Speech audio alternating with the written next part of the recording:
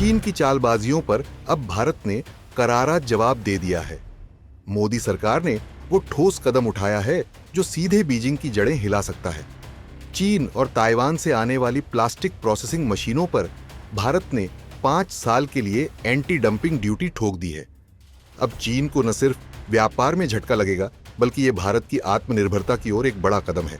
दरअसल केंद्रीय अप्रत्यक्ष कर और सीमा शुल्क बोर्ड सीबीआईसी ने बड़ा ऐलान किया। सीबीआईसी ने बताया कि चीन और ताइवान से इंपोर्ट होने वाली प्लास्टिक प्रोसेसिंग मशीनों पर 5 साल तक एंटी डंपिंग शुल्क लगाया गया है। ये फैसला ऐसे समय पर आया है जब घरेलू उद्योग लगातार शिकायत कर रहा था कि चीन से सस्ती मशीनें आ रही हैं जो बाजार बिगाड़ रही हैं।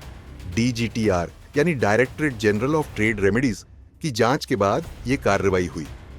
चलिए अब जानते हैं कि भारत का उद्देश्य क्या है। दरअसल सरकार का साफ संदेश है कि भारत अब चीनी चालों में नहीं फंसने वाला। ये शुल्क इसलिए लगाया गया है ताकि घरेलू निर्माता सस्ते और अनफेयर इंपोर्ट से बच सके।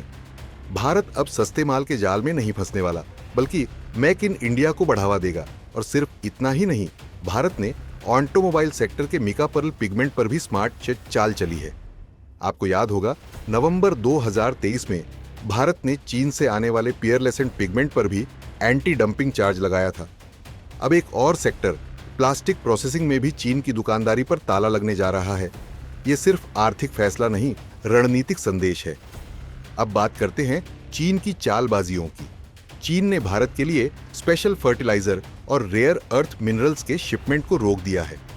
हालांकि उसने आधिकारिक रूप से रोक का ऐलान नहीं किया, लेकिन जांच की प्रक्रिया को इतना खींच रहा है कि डिले हो रही है। रेयर अर्थ मिनरल्स के नियमों को बार बार बदला जा रहा है और भारत के आवेदन कैंसिल हो रहे हैं। तो चीन अगर सोचता है कि वो भारत को व्यापारिक ब्लैकमेल कर सकता है, तो अब भूल जाए। भारत अब मैन्युफैक्चरिंग में आत्मनिर्भर बनने की राह पर है। सीबीआईसी और डीजीटीआर जैसे विभाग अब देश के व्यापारिक हितों की रक्षा कर रहे हैं, चाहे कोई भी देश सामने हो, और ये सिलसिला यहीं नहीं रुकेगा।